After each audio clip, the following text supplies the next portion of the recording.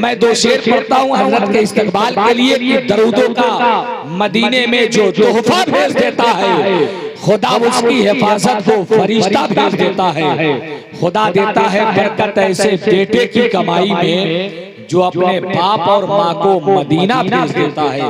हजरत सुल्तान खिताबत मुफ्ती सुल्तान साहब क़िबला तशरीफ ला रहे हैं, खूबसूरत खिताब साहब। औज़ु बिल्लाहि मिनश शैतानिर रजीम, बिस्मिल्लाहिर रहमानिर रहीम। क़ाल अल्लाहु तआला फ़िल क़ुरआनिल मजीद वल फ़ुरक़ानिल हमीद, लक़द काना लकुम फ़ी रसूलिल्लाहि उस्वतुन हसना, सदक़ल्लाहुल अलीयुल अज़ीम, बल्लग़ना रसूलुहुन नबियुल अमीनुल मकीनुल करीम। नहनु अला ज़ालिका लमिनश शाहिदीन वश्शाकिरीन वल्हम्दुलिल्लाहि रब्बिल आलमीन। नबी मुकर्रम रसूले ज़ी मुहतशम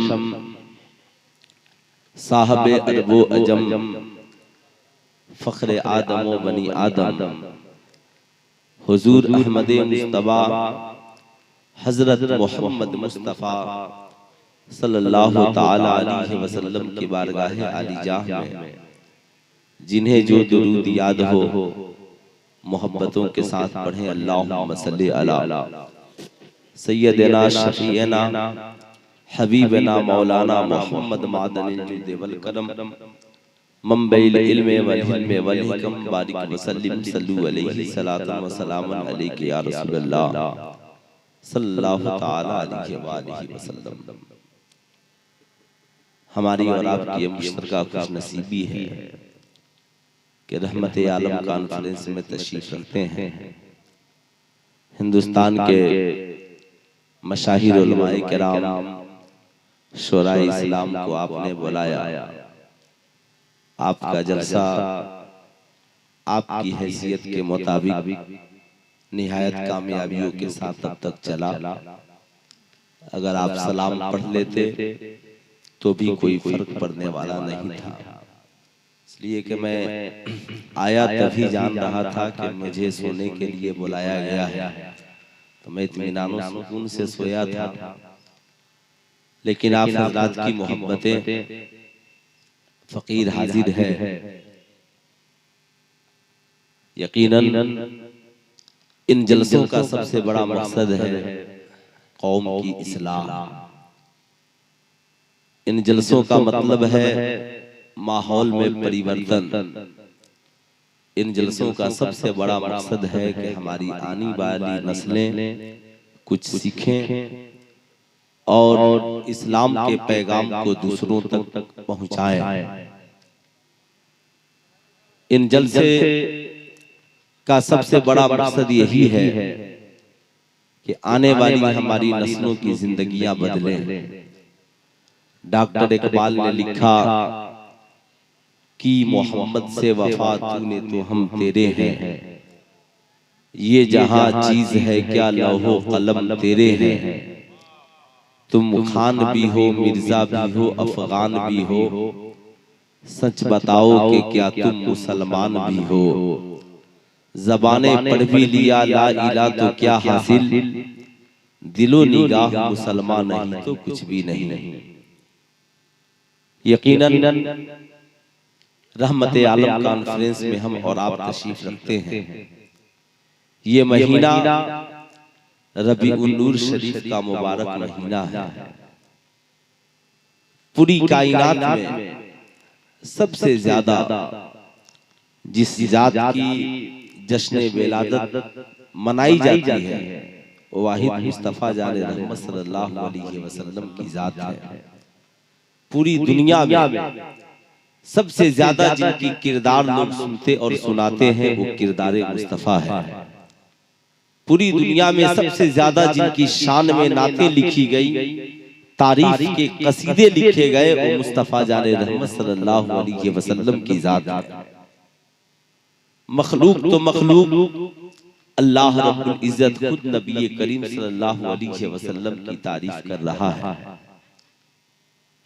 नबी करीम सल्लल्लाहु ताला अलैहि वसल्लम का दुनिया में आने का मकसद तो कुरान यूं बयान करता है कि हमने नबी को इसलिए भेजा ताकि इस समाज में सुधार पैदा हो। नबी की सीरत को देखकर लोग अपनी सीरत को संवार ले, आका की सूरत को देखकर लोग अपनी सूरत को अच्छा बनाने का तरीका सीख ले। नबी करीम सल्लल्लाहु अलैहि वसल्लम की सुबह शाम को देखकर लोगों को एक अच्छी जिंदगी मिले। समाज में जो बिगाड़ है नबी करीम सल्लल्लाहु अलैहि वसल्लम की सीरत से खत्म हो जाए। नबी करीम सल्लल्लाहु ताला अलैहि वसल्लम इस दुनिया में इसलिए आए ताकि जुल्म और सितम का खात्मा हो, भ्रष्टाचार मिटे, मोहब्बत का पैगाम आम हो, जमाने से जना तबाही और बर्बादी के जो रवासिम और रस्म रिवाज है इनका खात्मा हो, बच्चे माँ बाप के वफादार बने, बीवी शवहर की वफादार बने, शवहर बीवी के लिए वफादार हो, पड़ोसी पड़ोसी के मर्तबे को जाने, एक बेटा माँ बाप की अजमत को समझते हुए समाज में कैसे रहना है इसे सीखे। यही वजह है कुरान ने कहा ये वो नबी है जो युज़क्कीहिम, जो तुम्हारे दिलों को गुनाहों से साफ कर देते हैं। ये वो नबी है जो तुम्हें कुरान पढ़कर सुनाते हैं। ये वो नबी है जिनकी जिंदगी लक़द कान लकुम फी रसूलिल्लाहि उस्वतुन हसना, नबी की जिंदगी तुम्हारे लिए नमूने अमल है। नबी करीम सल्लल्लाहु अलैहि वसल्लम की आमद से पहले जमाने का माहौल बड़ा ही भयावह था, बड़ी भयावह स्थिति थी। बेटा माँ बाप की अजमत को नहीं जानता था, एक औरत समाज में अपना हक पाकर के जिंदा नहीं रहती थी। लोग नहीं जानते थे कि जना खराब है या अच्छा है, लोग नहीं जानते थे शराब पीना चाहिए कि नहीं पीना चाहिए, लोगों को पता नहीं था कि एक माँ के साथ कैसा सलूक होना चाहिए, एक बाप को पता नहीं था कि बेटी के साथ कैसा सलूक होना चाहिए, किसी इंसान को पता नहीं था कि पड़ोसी के साथ उसका किरदार कैसा होना चाहिए। ऐसे माहौल में अल्लाह रब्बुल इज्जत ने अपने महबूब को कायनात में मबूस फरमाया ताकि महबूब जाइए इस बिगड़े हुए माहौल को अच्छा बनाइए, साफ बनाइए, सुथरा बनाइए, ताकि ये बंदे जो शराबी बनकर शराब खानों में घूम रहे हैं ये नमाजी बनकर खुदा खाने में तशरीफ ले आए। ये वो बाप जो अपने हाथों अपनी बेटियों को जिंदा दफन कर रहा है, उन बेटियों को समाज में इज्जत दे और बेटियां दफनाई नहीं जाए बल्कि बेटियों की डोलियां उठाई जाए। ये इंसान जो अपने हाथ इंसानों को मंडियों में बेच रहा है और इंसान गुलाम बनाए जा रहे हैं, इंसानों को गुलामी की जंजीर से आजादी मिले। बड़ा नाजुक जमाना था, बड़ा नाजुक दौर था। लोग कहते हैं आज के मौलाना दीन पे चलना मुश्किल काम है।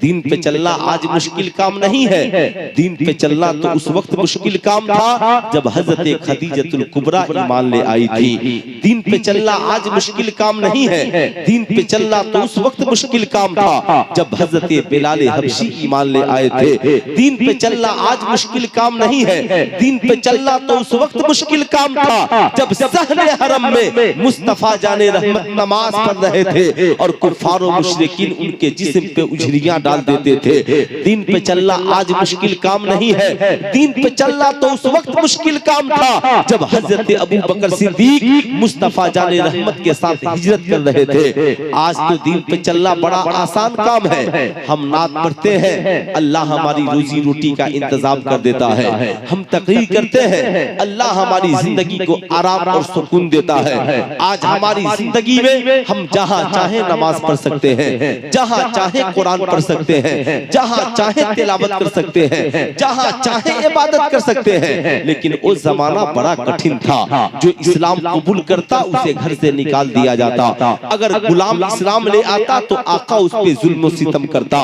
बेटी पैदा होती तो साहब लोग उसे जिंदा दफन कर देते थे। एक औरत को साहब उसके शौहर के चिता के साथ जिंदा जला दिया जाता था। जब बाप इंतकाल कर जाता तो बेटा अपनी माँ को नौकरानी बना करके अपने घर में रख लेता था। भाई भाई पे जुल्म सितम का पहाड़ तोड़ता था।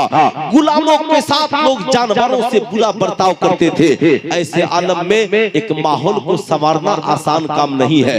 ऐसे आलम में माहौल को एक नई दिशा देना और परिवर्तन की एक नई तारीख लिखना ये कोई आसान काम नहीं है। हमारा सारा जमाना शराबी बन चुका हो, लोग एक खुदा के बजाय करोड़ों खुदा की इबादत कर रहे हो, जब लोग अपने हाथों से अपनी बेटियों को जिंदा दफन कर रहे हो। ऐसे आलम में नबी करीम सल्लल्लाहु अलैहि वसल्लम ने डायरेक्ट नहीं कहा कि अल्लाह एक है, डायरेक्ट नहीं कहा कि इस्लाम सबसे सच्चा मजहब है, डायरेक्ट नहीं कहा कि कुरान ने ये कहा है, नबी ने डायरेक्ट नहीं कहा कि मैं अल्लाह का रसूल बनकर आ गया हूँ, बल्कि आमिना के लाल ने 40 साल पहले अपने किरदार से इस्लाम की तबलीग की, पहले अपनी जिंदगी में इस्लाम को दिखलाया, पहले अपनी जिंदगी में इस्लाम की सच्चाई को दिखलाया। कहा देख ये है जिंदगी, ये है इंसानियत, ये है शराफत, ये है जिंदगी का मेयार। जाहिर सी बात है आज हमारी पोजीशन क्या है साहब, हमारा किरदार देखकर आज कौन इस्लाम कबूल करेगा। एक वो लोग थे जिनकी सीरत को देखकर जमाना इस्लाम कबूल कर लेता था। आज हमारी सीरत उस काबिल नहीं है कि हमारी सीरत को इस्लाम से जोड़कर देखा जाए, हमारी सुबह शाम को इस्लाम से जोड़कर देखा जाए। साहब इतने लोग बैठे हैं, आप बताएं जरा, हम मुख्तसर तो जरूर है लेकिन क्या हमारी जिंदगी को इस्लाम से जोड़कर देखा जा सकता है? क्या हमारी सुबह शाम को इस्लाम से जोड़कर देखा जा सकता है? हम मुसलमान हैं मगर हमारी जिंदगी को इस्लाम से जोड़कर नहीं देखा जा सकता। क्यों साहब? उसकी सबसे बड़ी वजह यह है हम 70 साल से मुसलमान हैं, हम 80 साल से मुसलमान हैं, हम 40 साल से मुसलमान हैं, हम 50 साल से मुसलमान हैं। हमारे बाप दादा मुसलमान थे, हमारा खानदान मुसलमान था, हम जिस माँ की गोद में पैदा हुए मेरी माँ मुसलमान है, लेकिन हम साहब सारी चीजों के बावजूद हम मुस्लिम घराने में पैदा तो जरूर हुए मगर हमारी तहजीब इस्लामी नहीं है, हमारा कल्चर इस्लामी नहीं है, हमारे बोल बाल में इस्लाम नहीं है, हमारी जिंदगी के किरदारों कैरेक्टर में इस्लाम नहीं है। हम सुबह उठे हैं बदहवास की तरह जिंदगी गुजारते हैं, हम शराब खानों में शराब पीते हुए नजर आते हैं, हम भाइयों पे जुल्म तशद्दुद के बाजार गर्म करते हुए नजर आते हैं। आज हम अपनी बीवियों के साथ जुल्म सितम के पहाड़ तोड़ते हुए नजर आते हैं। आज हमारे घर में हमारी माँ की इज्जत सलामत नहीं है, आज हमारा बाप दवा की 2 घूंट के लिए तरसता है। सोच क्या यही इस्लाम तरस देता है? हमारे घर में हम मुसलमान हैं और हमारी माँ दवा की 2 घूंट के लिए तरस जाए, इस्लाम क्या यही सिखलाता है? मुसलमानों अब समाज में परिवर्तन जरूरी है, आपकी जिंदगी में इनकलाब जरूरी है, आपकी जिंदगी में बदलाव जरूरी है। आइए इसी हवाले से मैं चंद गोशे आपके गोश गुजार करना चाहूंगा ताकि आप कभी इसे जिंदगी में याद रखें तो सोचे इस्लाम ने क्या दर्स दिया, इस्लाम ने क्या बतलाया, इस्लाम ने क्या सिखलाया। नबी करीम सल्लल्लाहु अलैहि वसल्लम की आमद की घड़ी है। आमिना के लाल जब इस खाके गीती पर तशरीफ लाए तो अरब में बहुत बड़ा तिजारती मेला लगता था। होता ये था कि सारी दुनिया के लोग अरब में तिजारत करने जाते थे। अरब के नौजवानों के हालात अच्छे नहीं थे, ओ साहब पूरी जिंदगी पूरे साल घर में आराम करते और जब लोग मेला में तिजारत करने जाते तो उनकी दौलत को लूट लेते, उनके मालो जर को लूट लेते, उनकी बेटी बहुओं की इज्जत को लूट लेते और उसी दौलत से अपनी जिंदगी गुजारते थे। नबी करीम सल्लल्लाहु अलैहि वसल्लम की 22 साल की उम्र हुई। नबी करीम सल्लल्लाहु अलैहि वसल्लम ने नौजवानों की एक मीटिंग की और नौजवानों की एक तंजीम को तैयार किया जिसको सीरत की किताब में अल हल्फुल फजूल कहते हैं। अब ये साहब ये मुआहिदा बहुत पुराना था। नबी करीम सल्लल्लाहु अलैहि वसल्लम ने उन नौजवानों को ये मुआहिदा याद दिलाया, कहा ए नौजवानों, अरब की पोजीशन दुनिया में खराब होती जा रही है, लोग हमारे नाम से नफरत करते हैं। जिस तरीके से आज मीडिया ने जहर के ऐसे बीज बो दिए कि आज मुसलमानों के नाम से लोग नफरत करते हैं, आज मुसलमानों की सूरत और सीरत से लोग नफरत करते हैं, इसलिए कि मीडिया जो दिखलाती है वो इस्लाम नहीं है, जो इस्लाम नहीं है उसे मीडिया दिखलाती है। आज मास मीडिया हो या इलेक्ट्रॉनिक मीडिया मुसलमानों के किरदार को तोड़ मरोड़ कर पेश किया जा रहा है। कभी गज़वे हिंद के नाम पे हिंदुस्तान में आग लगाने की कोशिश की जाती है, या कभी नमाज के नाम पर साहब और इस्लाम के कट्टरता के नाम पर इस्लाम को बदनाम करने की कोशिश की जा रही है। मैं आपसे पूछना चाहता हूँ, कट्टर आज नहीं थे, कट्टरता आज की बात नहीं है। इस्लाम दानवता नहीं सिखलाता, इस्लाम तो मानवता सिखलाता है। सुनो, इस्लाम जब नहीं आया था तो क्या था? आज समाज में बेटियों को सुनना भी चाहिए, बेटियों को पढ़ना भी चाहिए। नबी करीम सल्लल्लाहु अलैहि वसल्लम ने ऐलान किया, ऐ लोगों ईमान ले आओ, एक खुदा को मानो, अल्लाह की इबादत करो, इस्लाम कबूल करोगे अल्लाह तेरे गुनाहों को माफ कर देगा। कुलू ला इलाहा इल्लल्लाह तुफ्लिहू, तुम ला इलाहा इल्लल्लाह पढ़ लो कामयाब हो जाओगे। नबी ने ऐलान किया। एक शख्स आका की बारगाह में रोता हुआ आता है, आका मैं बहुत बड़ा गुनाहगार हूँ, क्या अगर मैं इस्लाम कबूल कर लूं तो खुदा मेरी खता को माफ कर देगा? अल्लाह के नबी फरमाते हैं, हाँ, दुनिया की कितना हूँ बड़ी गलती क्यों न हो, अगर तू इस्लाम कबूल कर ले, तौबा कर ले, इस्लाम कबूल कर ले, अपने गुनाहों से बाज आ जाए तो बेशक अल्लाह रहमान है, अल्लाह रहीम है, अल्लाह करीम है, अल्लाह गफ्फार है। वही अल्लाह है जो बंदों की खताओं को माफ कर देता है, बंदों की गुनाहों को माफ कर देता है। वो बंदा कहता है आका, लेकिन मेरा गुनाह तो बहुत ही भयावह है, मेरा गुनाह बहुत भयानक है, मैंने बहुत बड़ा जुर्म किया है। आका, इतना बड़ा गुनाह किसी ने नहीं किया होगा, मुझे ऐसा लगता है कि मेरे गुनाहों की माफी नहीं है, मेरी खताओं की माफी नहीं है। अब आका फरमाते हैं, बताओ आखिर तुमने कौन सी गलती की है कि तुझे लगता है कि तेरा खुदा तुझे माफ नहीं करेगा? अब वो शख्स रोने लगता है, कहता है, आका मैं हालत कुफ्र में था, इस्लाम कबूल नहीं किया था, जानता भी नहीं था कि इस्लाम क्या है, मुझे कुछ पता नहीं था। आका वो दौर बड़ा भयानक था, वो दौर ये था कि हम बेटियों को अपनी जिंदगी में रखना गवारा नहीं करते थे। मेरी बीवी जब हमल से उम्मीद से हुई तो मैं तिजारत और बिजनेस के लिए जा रहा था। मैंने अपनी बीवी से कहा, मेरी बीवी अगर सुन बेटी पैदा हो तो उसे अपने हाथों से खत्म कर देना, बेटा पैदा हो तो उसे जिंदा रखना, बेटी को मेरे घर में जगह नहीं है। मैं तिजारत के लिए चला गया, कुछ दिनों के बाद मेरे घर में बेटी पैदा हुई, मेरी बेटी पैदा हुई, मेरी बीवी ने मेरी बेटी का गला नहीं दबाया। एक माँ अपने हाथों से अपनी बेटी का गला कैसे दबा सकती थी? मेरी बीवी ने मेरे खौफ से मेरी बेटी को पड़ोस में रख दिया और पड़ोसन से कहा, मेरी बेटी की हिफाजत करना, जब मुझे मौका मिलेगा मैं अपनी बेटी की खिदमत के लिए आ जाऊंगी। कुछ दिनों के बाद मैं तिजारत से वापस आया, अपनी बीवी से पूछा, शरीके हयात बताओ तेरे पेट से कौन सा बच्चा पैदा हुआ, किस बच्चे ने जन्म लिया? मेरी बीवी ने कहा, शौहरे नामदार बेटी पैदा हुई थी, मैंने उसका गला दबा करके मार डाला। मेरी बीवी ने मेरे खौफ और डर से झूठ बोल दिया।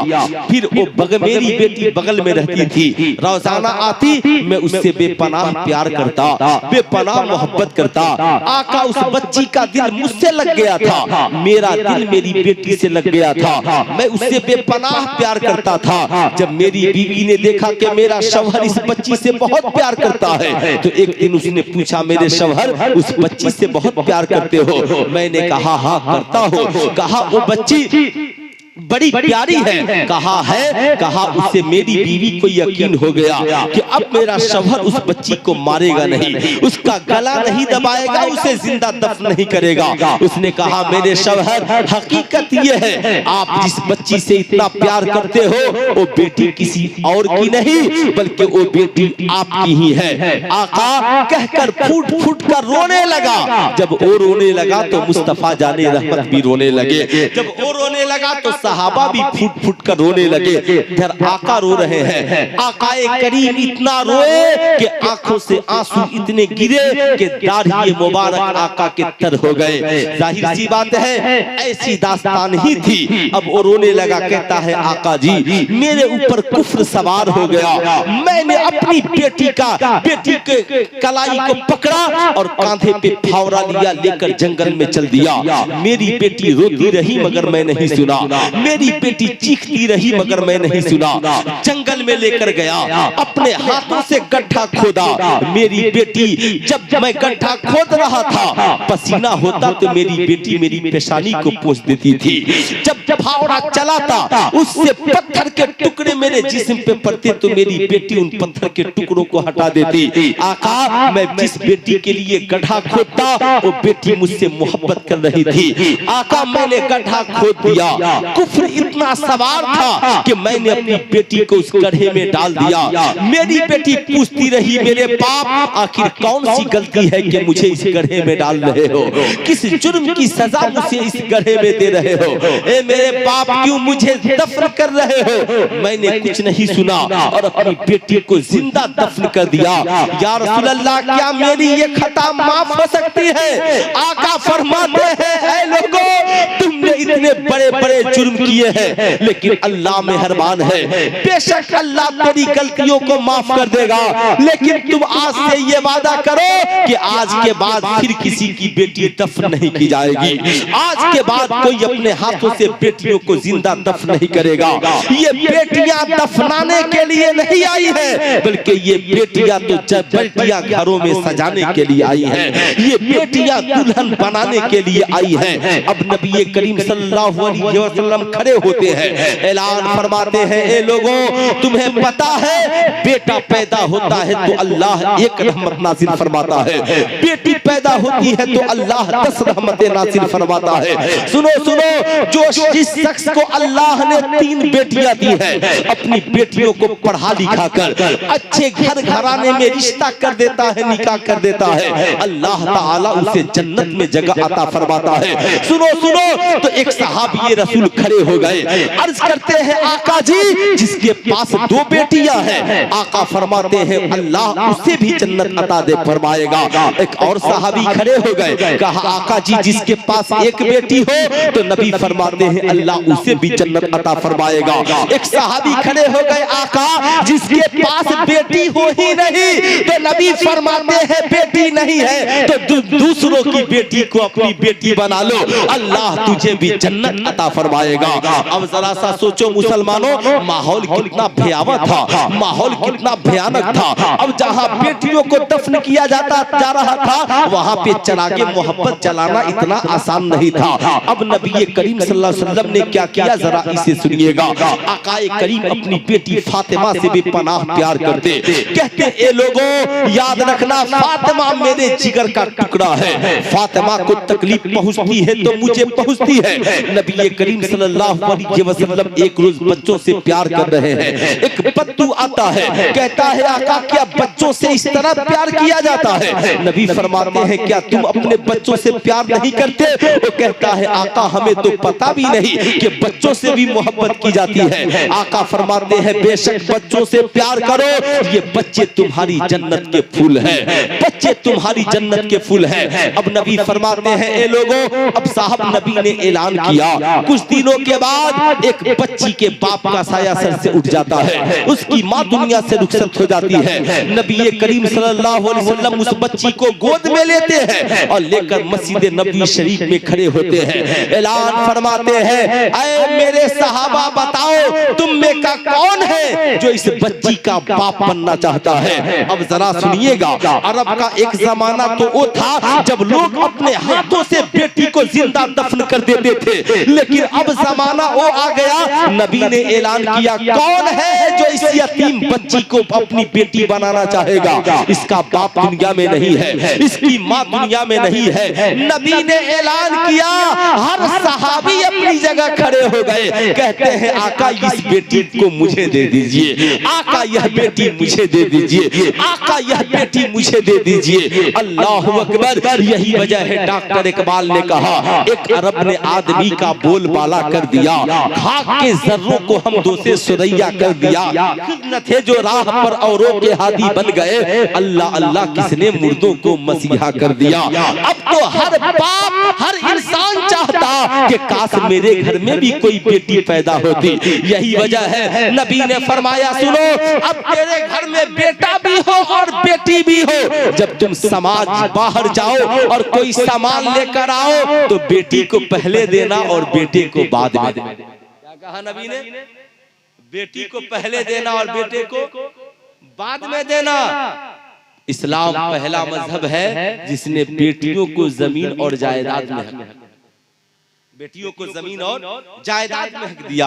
आज लोग महिला सशक्तिकरण की बात करते हैं। अल्लाह ने कुरान में सूरह निसा नाजिल फरमा दिया, कहा ये औरतों के नाम की सूरत है। सूरह निसा बाज़ाब्ता औरतों के बारे में कुरान में एक पारा ही ना, एक सूरत ही अल्लाह ने नाजिल फरमा दिया कि ये सूरह निसा है, औरतों के नाम की सूरत है, ताकि अपने औरत अपने हुकूक को समझ सके, औरत अपनी बातों को समझ सके। अब साहब वो जमाना बड़ा भयावह था, गौर से सुनेंगे इंशाअल्लाह आपको बात समझ में आएगी। जब एक माँ एक बाप का जब इंतकाल हो जाता तो उसका खुद अपना बेटा अपनी माँ को नौकरानी बनाकर घर पे रख लेता, उस पे बहुत जुल्म सितम करता, जानवरों की तरह सलूक करता। साहब इस बाकी क्या था?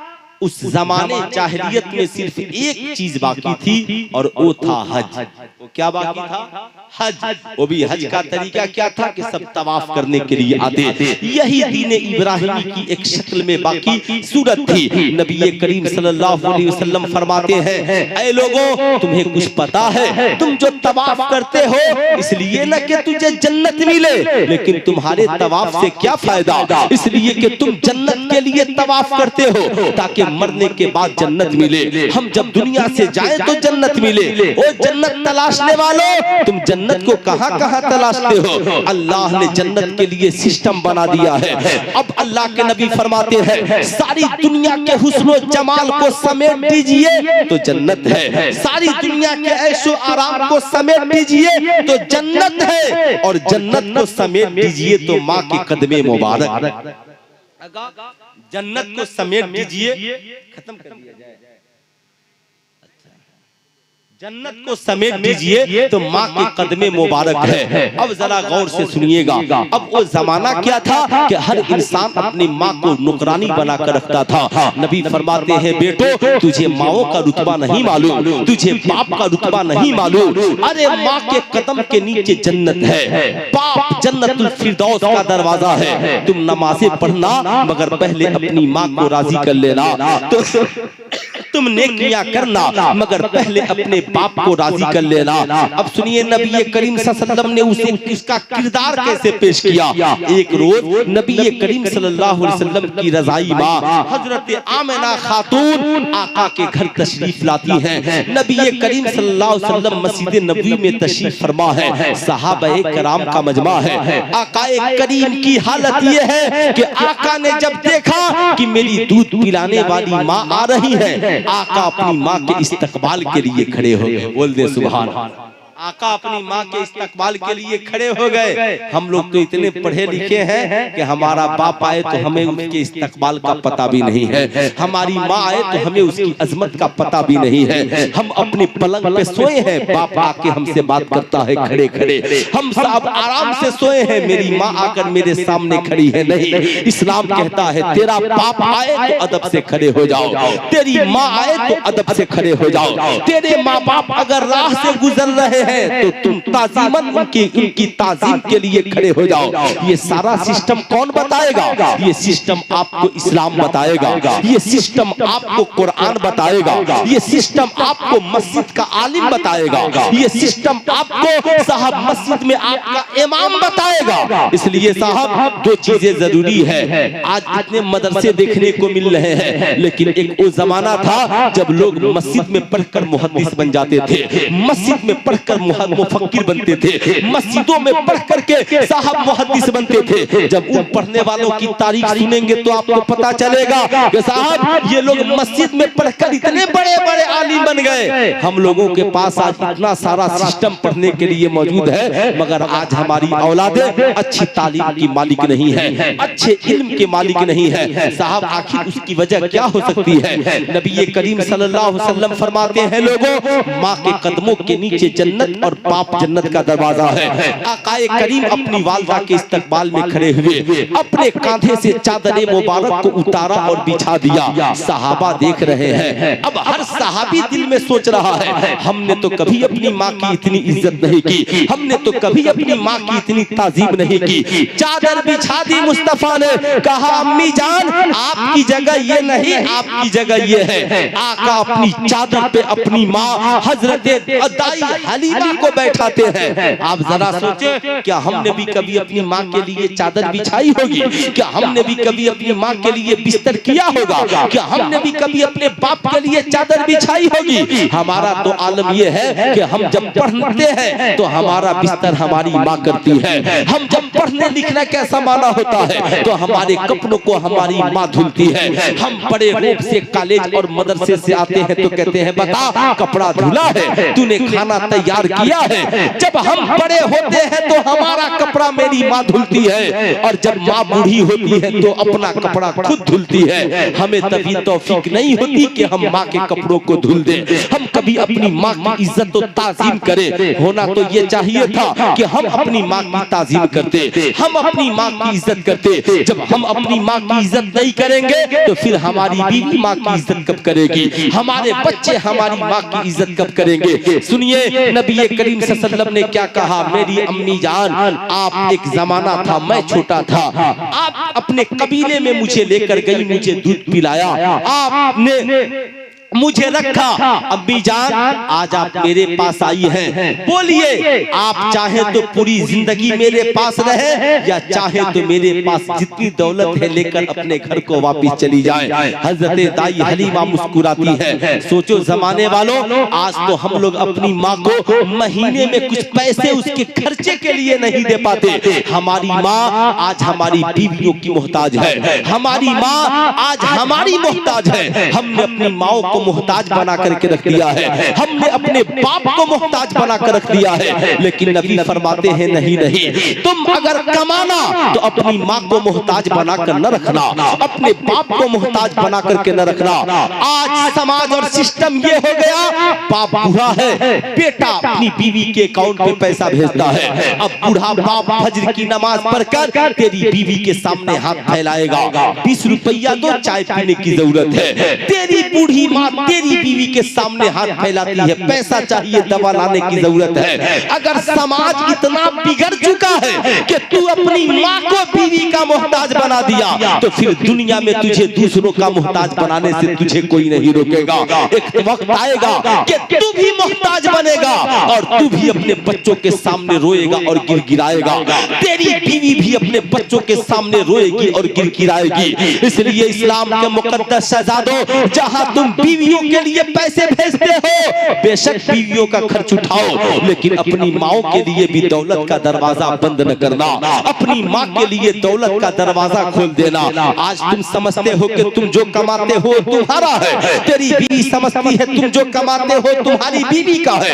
यही वजह है कि आज तुम्हारी बीवी बड़े ताने से कहती है मेरा शौहर नहीं कमाता तो आप कहां से खाती। आज आपकी जिंदगी आराम से नहीं कटती। आज हमारी बीवी मेरी माँ को ताना देती है मेरा शौहर नहीं कमाता तो आपकी जिंदगी आराम से नहीं कटती। सुल्तान रजा कहना चाहेगा अफसोस सद अफसोस है वो इस्लाम की मुकद्दस बेटियों, तुम अपने सास ससुर को ताना देती हो कि तेरा शौहर नहीं कमाता तो उनकी जिंदगी अच्छी नहीं कटती। अरे तुझे तो उनका शुक्रिया अदा करना चाहिए कि वो तेरे शौहर को पढ़ा लिखा कर डॉक्टर नहीं बनाते तो आज तेरी जिंदगी अच्छी नहीं कटती। वो अपने बेटे ने शौहर को पढ़ा लिखा कर इंजीनियर प्रोफेसर और मास्टर नहीं बनाते तो आज तेरी जिंदगी अच्छी नहीं कटती। वो अपने बच्चे को पढ़ा लिखा कर एक बेहतरीन इंसान नहीं बनाते तो तू मैका में भी बर्बाद रहती और ससुराल में भी आकर के बर्बाद रहती। इसलिए तुझे तो उनका शुक्रिया अदा करना चाहिए कि भूखे रहे मगर तेरे शौहर को पढ़ाया है, प्यासे रहे मगर तेरी सास ने अपने बेटे को अच्छी तालीम दी है। याद रखिए जब समाज इतना बिगड़ जाए माशरा तो फिर क्या होगा। आज लोग कहते हैं ये दौलत मेरी है, ये जमीन मेरी है, ये मकान मेरा है, ये बिल्डिंग मेरी है, मेरा है, मेरी है, ये बंगला मेरा है। तेरा बेटा जितना चाहे खर्च करे, तेरी बीवी जितना चाहे खर्च करे, लेकिन बाप को पैसा देता है तो हिसाब लेता है, माँ को पैसा देता है तो हिसाब लेता है। तू क्या समझता है ये सब तेरा है। सुनो सुनो जरा गौर से सुनो। एक सहाबी रसूल है नबी करीम सल्लल्लाहु अलैहि वसल्लम की बारगाह में पहुंचे। आका जी, मेरे वालिद मुझसे अलग रहते हैं, उन्हें कुछ पैसे की जरूरत है, वो मुझसे कर्ज मांग रहे हैं। आका, क्या मैं अपने बाप को कर्ज दे सकता हूँ? जो ही उन्होंने कहा, आका जलाल में आ गए। आका का चेहरा, नूरानी चेहरा बदल गया। आका करीम सल्लल्लाहु अलैहि वसल्लम ने कहा, ऐ नौजवान, तुम क्या कहते हो? कहा, आका बाप को कर्ज देना चाहता हो।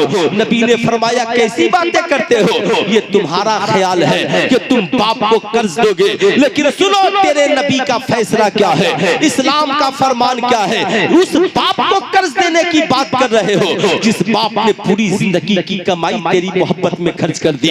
उस माँ को कर्ज देने की बात कर रहे हो जिस माँ ने अपने जिंदगी के सारे अरमान तेरी मोहब्बत में कुर्बान कर दिए। ठंडी की लंबी लंबी रातें तेरी माँ ने तेरी मोहब्बत में जाकर काट दी। तू जब रोता था तो तेरा बाप सोया रहता तो जाग जाता था, मेरा बेटा रो रहा है। तेरे बाप ने कभी अपनी जिंदगी में अपनी ख्वाहिशों की तकमील नहीं की, बल्कि तेरा बाप पैसा कमाकर तेरी परवरिश करता रहा, तेरी तालीम और ताल्लुम का इंतजाम करता रहा। आज तू उसी बाप को कर्ज देने की बात कर रहा है। सुन, तेरे नबी का फरमान ये है कि तू भी अपने बाप का है, माँ बाप का है, और तेरी जिंदगी की सारी कमाई भी तेरी माँ की है और तेरे बाप की है। तेरे माँ बाप जब तक जिंदा है वो तेरे भी मालिक है, तेरी दौलत के भी मालिक, तेरे भी मालिक है, तेरी दौलत के भी मालिक है। वो जब चाहे, जहाँ चाहे, जिस जगह चाहे तेरी दौलत को खर्च कर सकते हैं। तेरी बीवी की इजाजत के मोहताज नहीं, तेरी इजाजत के मोहताज नहीं, मगर वो खर्च करेंगे कब? जब उनके पास पैसा रहेगा तब। आज हम लोगों ने अपने माँ बाप को मोहताज बना दिया। सोचें जरा सा, ये समाज कहां से कहां जा रहा है, सिस्टम कितना बिगड़ चुका है। आज लोग कहते हैं मौलाना हमारी दुआएं कबूल नहीं होती, हम पढ़ लिख करके कामयाब नहीं होते, हमारी जिंदगी में कामयाबी नहीं है। हम डॉक्टर बन गए मगर जिंदगी में कामयाबी नहीं है, हम इंजीनियर बन गए मगर कामयाब नहीं हुए, हम प्रोफेसर बन गए मगर कामयाब नहीं हुए। सुल्तान रजा बताना चाहेगा, आप कितना बड़े आलिम मौलाना मुफ्ती बन जाइए, मास्टर डॉक्टर इंजीनियर बन जाइए, साहब सारी दुनिया की दुआएं आपके साथ हो मगर माँ बाप की दुआएं न हो तो फिर आपकी जिंदगी कामयाब नहीं, आपकी जिंदगी कामयाब नहीं होगी। लेकिन आज हम लोगों की पोजीशन क्या है साहब? कौन है जो माँ के करीब जाए? लोग पीर साहब से दुआएं करा लेते हैं, मजार पे जाकर चादरें चढ़ा लेते हैं, तावीज लिखने वालों से तावीजें लिखवा लेते हैं, मगर कभी तौफीक नहीं होती कि अपनी बूढ़ी माँ से भी दुआएं करें। बोलिए, कभी तौफीक होती है? कभी तौफीक नहीं होती कि अपने बूढ़े बाप से भी दुआएं कराए। लोग पीर साहब के लिए, फला साहब के लिए मोटा मोटा लिफाफा तैयार करते हैं। अल्लाह कद्दी तुझे तौफीक दे नौजवानों, पैसा कमाओ ना तो कुछ लिफाफा माँ बाप के लिए भी तैयार करो, कुछ अच्छे नोट माँ बाप के लिए भी इंतजाम करो।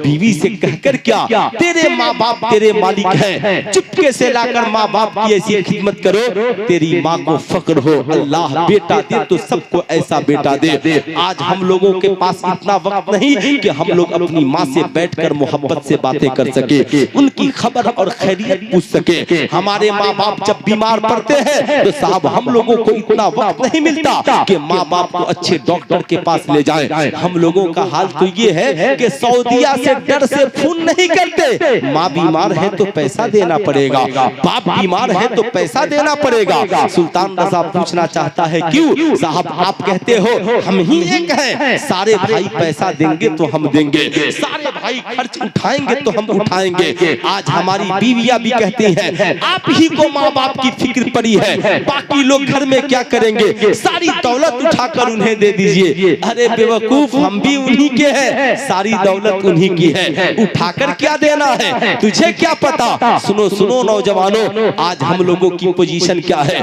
माँ बाप जिंदा रहते हैं तो हम उनकी कदर नहीं करते, उनकी इज्जत नहीं करते, उनकी ताजीम नहीं करते, मगर जब माँ बाप दुनिया से चले जाते हैं तो हम 1 लाख का टिकट कराकर सऊदी से आते हैं, 50,000 का टिकट कराकर दुबई से आते हैं। 2 दिन मेरे माँ बाप का लाशें साहब बर्फ में सटे हुए रहते हैं। बताओ इस जुर्म को करने की सजा जानते भी हो? अल्लाह के नबी ने फरमाया 3 काम में जल्दी करो। नंबर 1, जब आजान हो जाए तो नमाज पढ़ने में जल्दी करो, नमाज का वक्त हो नमाज पढ़ने में जल्दी करो। नंबर 2, बेटा बेटी जब जवान हो जाए तो शादी करने में जल्दी करो। नंबर 3, जब कोई इंतकाल कर जाए तो उसे दफन करने में जल्दी।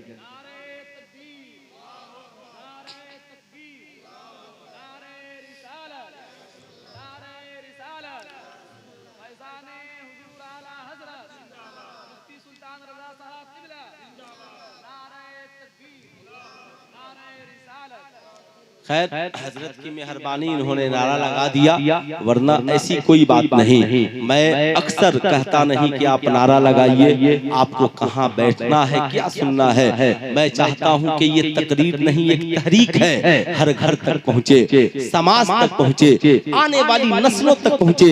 आज समाज में क्या हो रहा है, क्यों हमारी दुर्गत है, क्यों हमारी ऐसी स्थिति है, क्यों आज हम दौलत कमा करके परेशान है। कभी इस पे भी बैठ करके आप गौरव फिक्र कीजिए, सोचिए कि एक बेटा सऊदीया में 2-2 लाख महीना कमाता है, मगर उसकी बीवी सड़कों पे उड़ा देती है, उसकी बीवी मॉल में उड़ा देती है, उसकी बीवी अपने मैका में उड़ा देती है। जब उसकी पूरी जवानी सऊदीया अरब में खत्म हो जाती है और जब इंडिया में आता है तो एक अच्छा घर नसीब नहीं हो पाता, बेहतरीन खाना नसीब नहीं हो पाता, अच्छा घर और घराना और औलाद की अच्छी तरबियत नहीं हो पाती। काश हमने माँ बाप को समेट कर रखा होता, काश हमने माँ बाप की कदर की होती और हम समझे होते। होता यह है साहब, हम कहते हैं कि 2 रोज लाश रोक करके रखो, हम बस आने ही वाले हैं, हम आएंगे तो माँ बाप का जनाजा होगा। अब साहब इमाम साहब तो मजबूर है, क्या करे, 2 दिन तक लाश तड़पती रही और हम सफर करते रहे। ऐ मेरी कौम के नौजवानों, जो तुम 2 दिन लाश को तड़पाते हो, ये तेरा हक नहीं है। उससे बेहतर है कि तुम इजाजत दे दो, मेरे भाई तुम घर पर हो, मेरी बहन तुम घर पर हो, मेरी माँ और बाप के जनाजे का इंतजाम कर दो। मेरे आ जाने से इस बात की क्या गारंटी है कि हम जनाजा पढ़ेंगे तभी मेरी माँ की मगफिरत होगी, हम जनाजा पढ़ेंगे तभी तेरे बाप की मगफिरत होगी। लेकिन सुल्तान रजा इनकी दुआओं से एक फार्मूला बताना चाहता है। सुनो सुनो, 50,000 1 लाख का टिकट खर्च करके आने वालों, ठहर जाओ, तुम अपने माँ बाप के जनाजे को पढ़वा दो और उसी 50,000 रुपए को बाद में जब गांव लेकर के आओ तो अपने गांव की मस्जिद में जाओ, इमाम साहब से कहो हजरत ये 50,000 रुपए लीजिए और मस्जिद में जितना सिस्टम अधूरा है सबको पूरा कर दीजिए। वजू खाना नहीं है, बनवा दीजिए। मस्जिद में इन्वर्टर नहीं है, लगवा दीजिए। मस्जिद में गीजर नहीं है, लगा दीजिए। मस्जिद में दरवाजा नहीं है, लगा दीजिए। अब जब तू उसी 50,000 रुपए को मस्जिद में लगा देगा, जब तक मस्जिद बाकी रहेगी, नमाज होती रहेगी, तेरी माँ को सवाब मिलता रहेगा।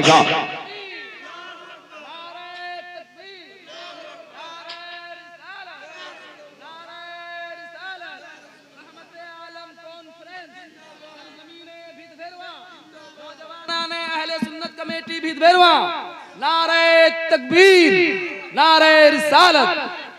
साहब ये सिस्टम है, अगर मस्जिद मुकम्मल हो चुकी है तो फिर पास के किसी मदरसे में जाइए, अपने इमाम साहब को ले लीजिए, हजरत किसी अच्छे हाफिज साहब से मिलवाइए जो बच्चों को हाफिज बनाते हैं। पूछिए कि बताइए एक बच्चे को हाफिज बनाने में कितना खर्च लगेगा, वो बताएंगे कि अगर आप सालाना खर्च देंगे तो 12,000 रुपए लगेंगे 1 साल का। बच्चा 3 साल में हाफिज बन जाता है। आप उसे 50,000 रुपए दीजिए कि ये हाफिज मैं तो हाफिज न बन सका, मेरी माँ दुनिया से चली गई, ये पैसा लीजिए, मेरी माँ के नाम पे एक बच्चे को हाफिज कुरान बना दीजिए। साहब अगर वो भी सिस्टम नहीं तो किसी गरीब की बेटी की शादी है तो साहब जाइए और उस पैसे से उस बच्ची की शादी करा दीजिए, उसका घर भी आबाद रहेगा और आपकी माँ कब्र में भी जन्नत की हवाएं खाती। और साहब सिस्टम लाना बहुत जरूरी है, परिवर्तन बहुत जरूरी है, दिल दिमाग को बदलना बहुत जरूरी है। आज हम लोगों की हालत क्या है साहब? बेशक बीवी से प्यार कीजिए, बच्चों से प्यार कीजिए, बेटियों से प्यार कीजिए, साहब पड़ोसियों से प्यार कीजिए, लेकिन माँ बाप का दर्जा सुनिए नबी ने क्या फरमाया।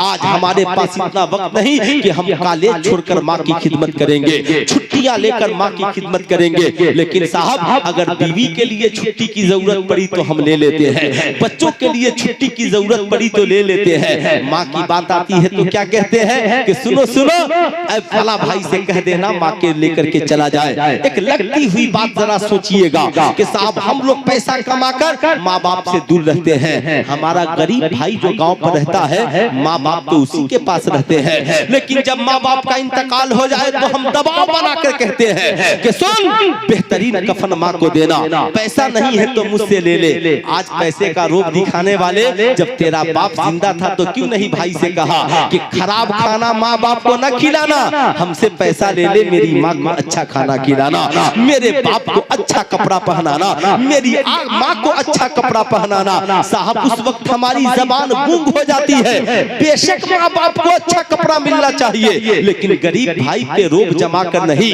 तेरी माँ जब जिंदा थी तो उसी गरीब तेरे भाई की सूखी रोटी उसे पसंद थी, उसी तेरे गरीब भाई का सूखा फटा हुआ बिस्तर तेरी माँ को मैसर था, पसंद था। तुझे होना ये चाहिए कि अपने भाई से कह मेरे भाई तू खुशनसीब है कि तू माँ की खिदमत करता रहा, तेरी बीवी और तेरे बच्चे माँ बाप की खिदमत करते रहे, मैं माँ बाप की खिदमत न कर सका, लेकिन सुनो अल्लाह ताला तुझे सलामत रखे। आज तुम जो अपने पैसे से कफन खरीद रहे हो उसी पैसे में मेरा भी कुछ पैसा शामिल कर लो, ताकि तुझे भी माँ की दुआएं मिलती रहे और मुझे भी माँ की दुआएं मिलती रहे।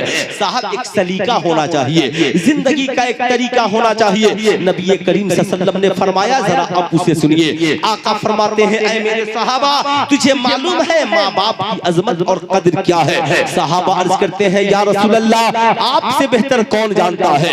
नबी फरमाते हैं कि सुनो सुनो गौर से सुनना।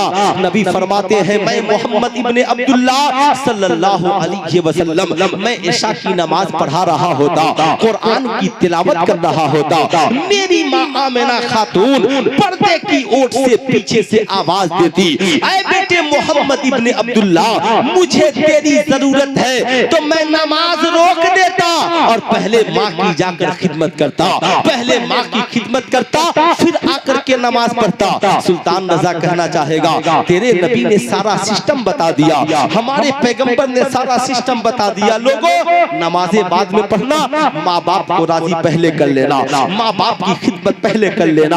आज साहब समाज में अपनी माथे की निगाहों से आप देख रहे हैं, इसलिए मेरे दोस्त जहां आप सारी दुनिया से दुआएं लेते हैं वहीं इमाम साहब से बाद में दुआ लीजिए, मौलाना साहब से बाद में दुआ लीजिए, तावीज लिखने वाले से तावीज बाद में लीजिए, सबसे पहले अपने माँ बाप से दुआएं कराइए, इंशाअल्लाह उनकी दुआएं मिलेंगी। फिर इमाम साहब से कराइए, पीर साहब से कराइए, तावीज लिखवाइए, वो घर में तेरे लिए दुआएं करते रहेंगे, तेरी जिंदगी भी कामयाब हो जाएगी, तेरी आखिरत भी कामयाब।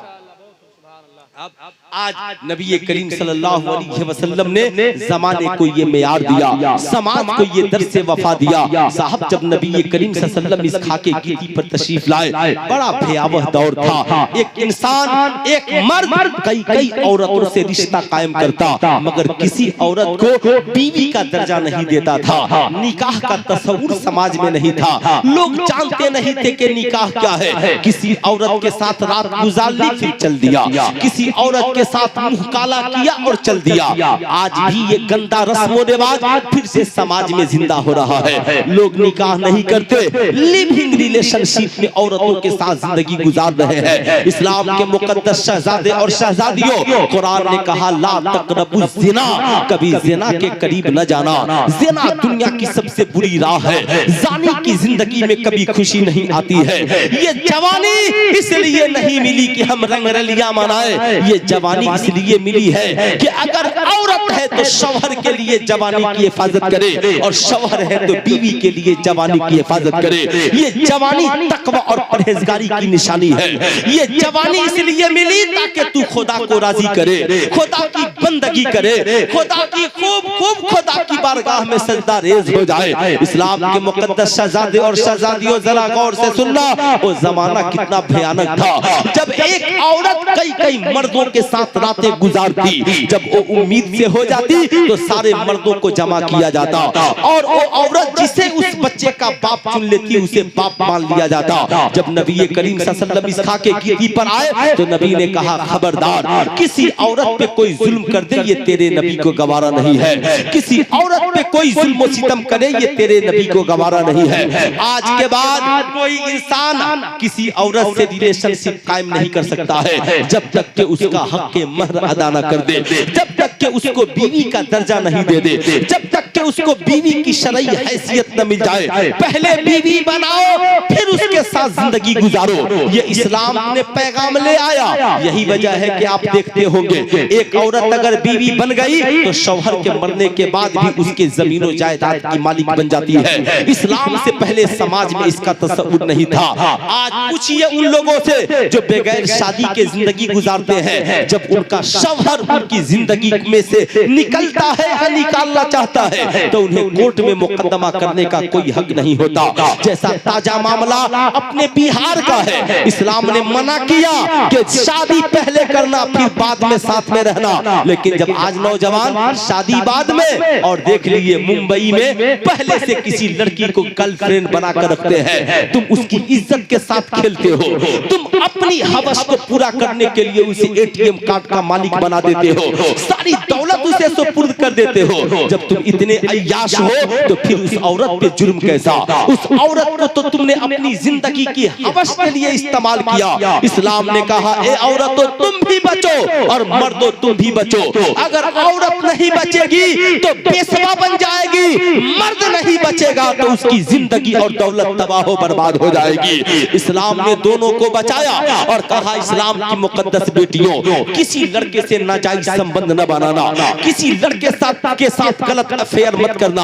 अल्लाह ने तुझे ये जवानी हुस्न जमाल दिया है ना, इसकी हिफाजत करना, रात की तन्हाई में दुआ करना, मौला मेरी जिंदगी का राजकुमार भेजना, मगर मौला अली की तरह भेजना जो हमारी इज्जत की भी हिफाजत करे और हमारी नस्लों की भी हिफाजत करे। साहब, लेकिन आज हमारा समाज कहां से कहां जा रहा है। अब जरा सुनिए, इस्लाम कितना प्यारा मजहब है, इस्लाम ने कितना ऊंचा मकाम दिया। कहा, लोगों बीवियों से प्यार करो, अपनी बीवी से ज्यादा दुनिया में किसी को हसीनो जमील न समझना। जब कहीं पे जाना और आना बाहर से तो बीवी के लिए भी कुछ तोहफे और तोहफे लेकर के आना। नबी करीम सल्लल्लाहु अलैहि वसल्लम ने फरमाया, लोगों जब किसी की बेटी को अपने घर बहू बनाकर लाओ तो उसे बहू बनाकर नहीं बल्कि उसे बेटी बना करके रखना। साहब, बेटी बना करके रखना। अब इस्लाम ने एक सिस्टम दिया। नबी ने फरमाया कि बेटा भी घर में हो, बेटी भी घर में हो, तो कुछ सामान लाना तो बेटी को पहले देना, बेटे को बाद में देना। अब जरा गौर से सुनिएगा, घर में बहू भी हो और बेटा भी हो, अब सामान लाए तो किसे देंगे? तो साहब, नबी की सीरत बता रही है कि बहू को पहले देना और बेटे को बाद में देना। अब सुनो, तेरी बेटी की शादी हो गई और तेरी बेटी रिश्ता हो गया, अपने ससुराल चली गई, तेरी बहू तेरे घर में आ गई। अब सुनो, जरा गौर से सुनना, आज हमारा समाज कैसी करवटें खा रहा है, कैसी कैसी बातें समाज में हो रही है। हम लोग तो आए दिन देख रहे हैं और हालात समझ रहे हैं, लेकिन मैं आपको ये बताना चाहूंगा, लोग अपनी बेटी को तो बेटी समझते हैं मगर अपनी बहू को बेटी का दर्जा नहीं देते। तेरी बहू भी बीमार है, तेरी बेटी भी बीमार है, तो इस्लाम कहता है पहले बहू का इलाज कराना, बेटी का बाद में कराना। क्यों? इसलिए कि तेरी बेटी अब ससुराल जा चुकी है, उसके ससुराल वालों की जिम्मेदारी है कि उनका इलाज वो कराए। ऐसे ही बीवी के लिए, बहू के लिए मसला है कि तेरी सास भी बीमार हो, तेरी माँ भी बीमार हो, तो तेरी जिम्मेदारी है कि पहले तू अपनी सास की खिदमत करे, अपने ससुर की खिदमत करे, फिर वक्त बचे तो अपने माँ बाप की खिदमत करे, वरना तेरे भाइयों की बीवियों की जिम्मेदारी है कि वो अपने सास ससुर की खिदमत करे। आप साहब ये सिस्टम समझ रहे हैं ना? ये सिस्टम जानना बहुत जरूरी है। इसी सिस्टम ने आज हमारे घरों को हिला कर रख दिया है, आज हमारे घरों को तोड़ करके रख दिया है, आज हमारा घर तबाह बर्बाद हो रहा है। आज हमारी बीवी, हमारी बेटी घर में आ जाए, हमारा दामाद आए, जितनी चाहे सामाने खरीद ले, कोई बात नहीं है। हमारी बेटी जितना चाहे ऐशो इशरत करे, आराम करे घर में, कोई बात नहीं है। लेकिन बहू अगर 2 घंटे सो ली तो हम नाराज हो जाते हैं। हमारे बेटे ने कुछ खरीद लिया, हम नाराज हो जाते हैं, और उसी बेटे के सामने हमारा दामाद खरीदे हम मुस्कुराते हैं। इस्लाम ये उसूल नहीं सिखलाता। इस्लाम कहता है अपने दामाद को तंबीह करो, अपनी बेटी को तंबीह करो। मेरी बेटी और मेरे दामाद, इस्लाम फजूल खर्ची का दर्श नहीं देता। जो खरीदना है अपने घर खरीदना, और अपनी बहू और बेटों से भी बेपनाह प्यार करो, ताकि जमाना ये जान जाए कि इस्लाम बहू को बहू बनाकर नहीं रखता, बल्कि इस्लाम बहू को घर में बेटी बना करके रखता है, बेटी का दर्जा देता है, बेटी की हैसियत देता है। अब जरा सुनिए इस्लाम ने कितना बड़ा पैगाम दिया। कहा जब भी माँ की बात आई तो कहा माँ के कदम के नीचे जन्नत है, बाप जन्नत का दरवाजा है। जब बीवी की बात आई तो इस्लाम ने कहा बीवी दिल के लिए सुकून है, सुकून है। बीवी नेक हो तो तुम्हारी जिंदगी की तरक्की की पहचान है, बीवी नेक हो तो तुम्हारी जिंदगी की तरक्की की पहचान है। अच्छा साहब, हम लोग बीवी से कितनी मोहब्बत करते हैं। हम लोगों का हाल ये है, जहां से आया वहीं से गाली दे दिए, जहां से आया वहीं से डांट दिए। यानी जो डांट खाती रहे वो बीवी है, जो बातें सुनती रहे वो बीवी है, जो लात जूते खाती रहे वो बीवी है, जो रोजाना तुम्हारी ताने सुनती रहे, मोबाइल पे गालियां सुनती रहे वो बीवी है। साहब नहीं नहीं, इस्लाम ने ये दर्श नहीं दिया। तुम बीवियों की इज्जत करो, वो तेरी इज्जत करेंगी। तुम्हें किसी की इज्जत को हद तक पहुंचाने का, किसी को गाली देने का तुम्हें हक और अधिकार नहीं है। इस्लाम इसका खंडन करता है, इससे तुझे रोकता है। तुम बच्चों को गाली नहीं दे सकते, तुम बीवी को गाली नहीं दे सकते, तुम माँ बाप को गाली नहीं दे सकते। अल्लाह ने तुझे मालिक बनाया है घर का, तेरी जिम्मेदारी है सबके साथ प्यार करो, सबके साथ हुस्ने सलूक करो। मर्द बड़ा जिम्मेदार होता है, मर्द की जिम्मेदारी है माँ की बात बीवी से नहीं कहे, बीवी की बात माँ से नहीं कहे, बच्चों के साथ झूठा वादा न कहे, ससुराल की बात घर न कहे, घर की बात ससुराल न कहे, अपनी बीवी की बात दूसरों के साथ शेयर न करे। इस्लाम ने इससे मना किया। कहा तुम दुनिया में लोगों के ऐब पर पर्दा डालोगे, कल कयामत के दिन खुदा तेरे गुनाहों पे पर्दा डाल देगा।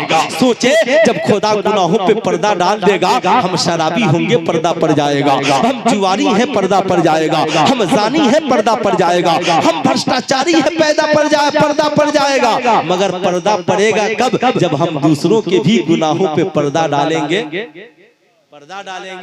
तब। लेकिन आज तो साहब हम लोग पर्दा नहीं ना डालते, हम लोग तो चाय की होटल में बैठकर दूसरों के गुनाह को बयान करते हैं, दूसरों की शिकवा और शिकायत करते हैं। नहीं मेरे दोस्त, इस्लाम के मुकद्दस शहजादों, इस उसूल को बदलिए, इस नजरिए को बदलिए। सुनिए हमारे यहाँ उसूल क्या है। आप लोग देख रहे हैं आज शादी के मिलाद की महफिलें बहुत थी, कल बहुत जगह बराते हैं। इमाम साहब हजरत जब निकाह पढ़ाने जाते हैं तो निकाह पढ़ाने के बाद क्या करते हैं? 2 खजूर मांगते हैं, लड़के को कटाते हैं और लड़की के लिए भेज देते हैं। अच्छा अगर ऐसा करें कि इमाम साहब लड़की से ही खजूर कटा कर लिया और लड़के को दे दिया जाए कि भाई ये लीजिए, लड़की ने इस खजूर को काट लिया है, आप भी खा लीजिए, मोहब्बत बढ़ जाएगी। लोग क्या कहेंगे? मौलाना के दिमाग खराब हो गया है। कैसा मौलाना है, बीवी को बढ़ा रहा है। ऐसा ही मौलाना लोगों की वजह से मर्दों की इज्जत कम हो गई है। मर्दों की इज्जत कम नहीं हुई है, बल्कि समाज के सिर्फ महदूद और गलत नजरिए ने आज हमारी जिंदगी को तंग कर दिया है। सुनिए साहब, नबी करीम सल्लल्लाहु अलैहि वसल्लम का उसूल क्या था? बेशक शौहर का जूठा बीवी खा सकती है, तो क्या बीवी का जूठा शौहर नहीं खा सकता? बेशक सुनिए सुनिए, हम आपको बताना चाहेंगे, जमाना कुछ भी कहे, लेकिन आका की सीरत और सुन्नत देखें। साहब दस्तूर क्या है हम लोगों के यहाँ देहात में, जब तक रात को दूल्हा नहीं खाएगा तब तक दुल्हन खाना नहीं खाएगी। 12-1 बजे रात को दूल्हा खाना खाएगा, अब छोड़ेगी तो दुल्हन खाएगी। बेशक एक में खाने से मोहब्बत बढ़ती है, जूठा खाने से मोहब्बत बढ़ती है। नबी ने फरमाया जूठे में शिफा है, लेकिन आज बीवी का जूठा खाने को ऐब समझा जाता है, बीवी का जूठा पीने को ऐब समझा जाता है। अगर कोई खा ले तो लोग उसे ताना देंगे, लोग उस पे भपकिया कसेंगे, लोग उसे हंसेंगे। लेकिन सुनो, आज जिस रहमत आलम कॉन्फ्रेंस में बैठे हो, सुनो नबी करीम सल्लल्लाहु अलैहि वसल्लम की रहमत का आलम, हम सब की अम्मी जान उम्मुल मोमिनीन हजरत आयशा सिद्दीका रज़ी अल्लाह ताला अन्हा के साथ आका बैठकर दस्तरखान पे खाना खा रहे हैं। आका करीम सल्लल्लाहु अलैहि वसल्लम को प्यास लगी, आका ने प्याले में पीने के लिए पानी डाला। हजरत उम्मुल मोमिनीन आयशा सिद्दीका रज़ी अल्लाह ताला अन्हा को भी प्यास लगी, वो प्याले को उठा लेती है, पानी पीना शुरू करती है, आधा पानी पीती है और प्याले को जमीन पर रखती है। नबी करीम सल्लल्लाहु अलैहि वसल्लम ने ये नहीं कहा आयशा तुमने पानी क्यों पिया, हम होते आग बगोला हो जाते, नाराज हो जाते। लेकिन नबी करीम सल्लल्लाहु अलैहि वसल्लम उस प्याले को उठाते हैं और उठाकर कहते हैं आयशा तुमने पानी पी लिया, मुझे भी प्यास लगी है, ये बताओ तुमने अपने लब को कहाँ लगाया था? कहा आका जी मेरे दोनों होंठ प्याले के इस किनारे पे लगे थे। तो आका ने अपने लब को वहीं लगाया जहाँ हम सब की मुकद्दस अम्मी जान हजरत आयशा सिद्दीका का लब लगा था।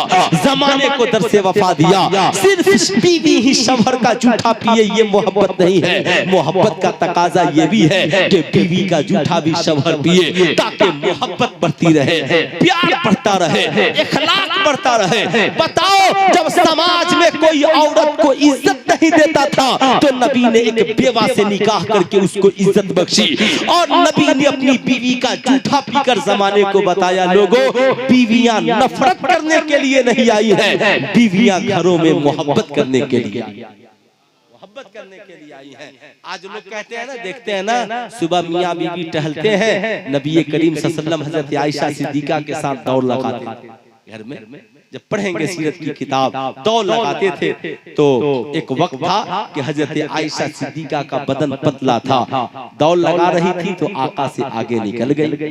कुछ दिनों के बाद हजरत आयशा सिद्दीका का बदन भारी हो गया तो फिर दौड़ लगी तो आका आगे हो गए। कहा आयशा आज मैंने बदला पूरा कर लिया है, ये प्यार है और मोहब्बत है। बीवी से बैठकर दिल लगी की बातें होनी चाहिए। आज हम लोगों का इखलाक कितना गिर गया, हम अपनी बीवियों से प्यार की बातें कहा करते, मोहब्बत भरी बातें कहा करते हैं। आज हमारा समाज तो और माशरा इतना गिर चुका कि बीवियों को सिर्फ गालियां देते हैं। नहीं मेरे दोस्त, याद रखिए आप आका की सीरत पढ़िए, आप आका का किरदार पढ़िए, आप आका की बातें पढ़िए, इंशाअल्लाह बड़ा लुत्फ आएगा, बड़ा प्यार आएगा।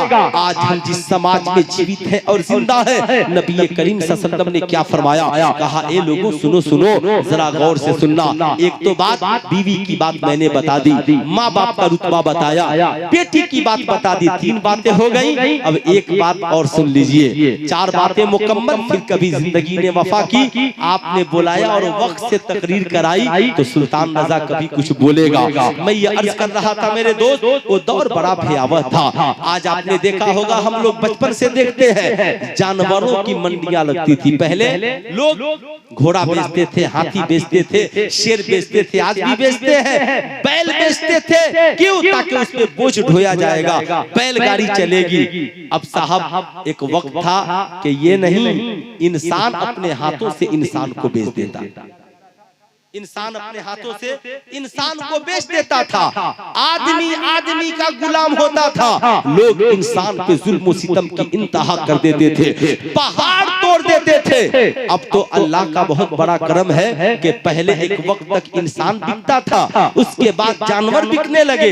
अब जानवर की जगह गाड़ियों ने ले लिया, अब बैलगाड़ियां भी नजर नहीं आती है। अल्लाह का कितना बड़ा करम है। मगर इसकी बुनियाद किसने रखी? इसकी बुनियाद मुस्तफा जाने रहमत ने रखी। साहब एक दौर था कि हजरत बिलाल हबशी हबश से बिकते बिकाते मक्का चले आए थे। उनका आका बड़ा जुल्म सितम करता, बहुत उन्हें तकलीफें देता। एक जब अरब में पाबंदी लग गई कि कोई नबी करीम सल्लल्लाहु अलैहि वसल्लम की बात को नहीं सुनेगा, जो सुनेगा उसे समाज से बाइकाट कर दिया जाएगा।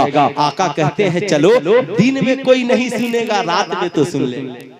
दिन में कोई नहीं सुनेगा, जो मिलेगा उसे ही इस्लाम की तबलीग करेंगे। जब से मैंने इस वाक़ये को पढ़ा तब से मैंने ज़हन में ये बात हटा दी कि 500 लोग होंगे तो तकरीर करेंगे, 100 लोग होंगे तो तकरीर करेंगे। मैंने उस दिन से जिंदगी का मिशन बनाया, एक ही आदमी होगा अगर दिन की बात सीखेगा तो उसे सिखलाएंगे। एक ही आदमी होगा दिन की बात सुनेगा तो उसे सुनाएंगे। हो सकता है मेरी एक बात उसकी नस्लों के लिए काफी हो जाए, मेरी एक बात उसकी जिंदगी के लिए काफी हो जाए। रात के तन्हाई का आलम है, आका निकल गए, कोई मिलेगा तो अच्छी बात बताऊंगा, दीन की बात बताऊंगा। एक शख्स के रोने की आवाज आती है, आकाए करीम सल्लल्लाहु अलैहि वसल्लम उसके दरवाजे पे दस्तक देते हैं। वो शख्स दरवाजा खोलता है, साहब खोलता है। आका पूछते हैं रोने की वजह, जारों का तार रोने लगा। कहा वो पूछने आने वाले जा जा, यहाँ पे दर्द पूछने वाले बहुत है मगर इस दर्द का इलाज करने वाला कोई नहीं है, इस दर्द का मदावा करने वाला कोई नहीं है, जा घर चला जा। आका कहते हैं तुमने मुझे जाना नहीं, मैं जाने वाला नहीं, मैं लोगों की मदद करने वाला हूँ, बताओ वजह क्या है। अब वो कहता है मैं हबश का रहने वाला हूँ, मेरा नाम बिलाल है, मैं एक गरीब इंसान हूँ, बिकता बिकाता बनी उमैया के घर चला आया। मेरा आका मुझ पे बहुत जुल्म करता है, दिन भर काम कराता है, रात भर चक्की चलवा कर आटा तैयार कराता है। 1 महीने से मैं बीमार हूँ, बुखार में हूँ, अगर आटा तैयार न करूँ तो मेरा आका मुझे मारता है। मैं इसलिए रो रहा था कि काश मेरी माँ होती तो मेरी मदद करती, मेरा बाप होता तो मेरी मदद करता। लेकिन मक्का के लोग बड़े जालिम हैं, यहाँ तो लोग किसी की मदद करने को तैयार नहीं। आका कहते हैं ठहरो मैं अभी आता हूँ। जो ही आका वापिस गए, बिलाल हबशी ने सोचा सबकी तरह ये भी आया था वापिस चला गया, इसलिए कि बिलाल क्या जानते थे कि ये आने वाला कौन है। आका रात की तन्हाई में घर गए, अपने हाथों से दूध को गर्म किया, खजूर लिया और आका वापिस आते हैं। उम्मुल मोमिनीन हम सब की मुकद्दस अम्मी जान, हसनैन करीमैन की नानी जान हजरत खदीजा अपने हाथों से दूध देती है, खजूर देती है। आका लेकर के आते हैं और बिलाल हबशी के लिए अपनी चादर उतार करके बिछाते हैं। साहब बिलाल हैरान है, ये कैसा इंसान है, मक्के में तो लोग गुलामों को जंजीरों में कैद कर देते हैं, ये पहला आदमी है जिसने गुलाम के लिए चादर बिछा दी है, नौकर चाकर के लिए इन्होंने चादर बिछा दी है। आका कहते हैं बिलाल इसमें बैठ जाओ, ये दूध भी पी लो और ये खा भी लो, तेरा बुखार कम हो जाएगा। बिलाल हबशी ने खा पी लिया और आका को देखते रहे। बिलाल कहते हैं मेरी आंखें हैरान थी, इंसान तो बहुत देखा मगर इंसान हसीन और सोड़ा नहीं देखा, मैंने तो इंसान बहुत देखा मगर इंसान खूबसूरत इखलाक वाला और किरदार वाला नहीं देखा। बिलाल हबशी की आका खिदमत कर रहे हैं। बिलाल जब खा पी लिए, आका ने कहा बिलाल सो जाइए। बिलाल रोने लगे, आका सो गया तो फिर मेरा आटा तैयार कौन करेगा, मेरी चक्की कौन चलाएगा, मेरा आका मुझे दिन को बहुत मारेगा, इसलिए मैं सोऊंगा नहीं, मैं रात को चक्की चलाऊंगा। साहब ऐसे पुरफेतर जमाने में जब जमाना गुलाम पे जुल्म करता, आका कहते हैं बिलाल तुम सो जाओ, तेरी चक्की मैं चलाऊंगा, तुम सो जाओ, तेरी चक्की मैं चलाऊंगा। जरा सोचिए सीने पे हाथ रख करके, हम तो अपने भाई की मदद नहीं कर पाते, हम तो अपने बाप को हटा करके घर का काम नहीं कर पाते, ये नबी है जो गुलाम को हटा कर उसकी चक्की चला चक्की चला रहे हैं। बिलाल हबशी एक दिन रोने लगे, बिलाल हबशी एक दिन रोने लगे, नमाज में पहुंचने में ताखीर हो गई। आका ने पूछा बिलाल देरी क्यों हो गई, कि आका जी नमाज पढ़ने आ रहा था तो हजरत फातिमा चक्की चला, हजरत फातिमा चक्की चला रही थी। आका मुझे वो दिन याद आ गया, मैं बीमार था, आप अपने हाथों से चक्की चला रहे थे, मैंने सैयदा से कहा सैयदा मैं आपके बाबा का खादिम हूँ, इजाजत दीजिए मैं आपकी चक्की चला दूं। मैं बैठकर सैयदा का आटा तैयार करने लगा, आका इसलिए आने में देरी हुई, फिर आने में देरी हो गई। नबी करीम सल्लल्लाहु अलैहि वसल्लम बिलाल हबशी की चक्की चलाते रहे। रात खत्म होती है, सुबह नमदार होती है, आटा तैयार है। आका बिलाल हबशी को जगाते हैं, बिलाल उठो, आटा को समेटो, अपने मालिक के घर जाओ, मुझे इजाजत दो, मेरी इबादत का वक्त हो गया है। बोल दीजिए सुभान अल्लाह, इबादत का वक्त हो गया है। बिलाल कहते हैं, वो जाने वाले, जा तो रहे हो, फिर मुलाकात कब होगी? जा तो रहे हो, मुलाकात कब होगी? आका ने कहा, जब तक तेरी तबीयत ठीक नहीं हो जाती, मैं हर रात आऊंगा, तेरी चक्की चलाता रहूंगा। 3 रोज तक नबी हजरत बिलाल की चक्की चलाते रहे। अब बिलाल हबशी की तबीयत ठीक हो गई है। आका कहते हैं, बिलाल आज के बाद तेरी और मेरी मुलाकात नहीं होगी। सुनो, अपनी सेहत का ख्याल रखना, आराम भी कर लेना, चक्की भी चलाना। आका जाने लगे, बिलाल हबशी ने दामन थाम लिया और कहा, वो जाने वाले, हमने तो दुनिया में बड़े बड़े राजाओं को देखे, बड़े बड़े इंसानों को देखे, मगर तुझसा हसीन और अच्छा इखलाक वाला इंसान नहीं देखा। बताओ, गुलामों से मोहब्बत और इस कदर प्यार करने का तरीका तुझे किसने बताया? नबी मुस्कुरा कर कहते हैं, मेरा एक खुदा है जिसने मुझे ये तरीका बताया है। बिलाल मचल गए, कहा है मुस्तफा, जब आप इतने अच्छे हैं तो आपका खुदा कितना अच्छा होगा? आपका खुदा क्या कहता है? नबी कहते हैं,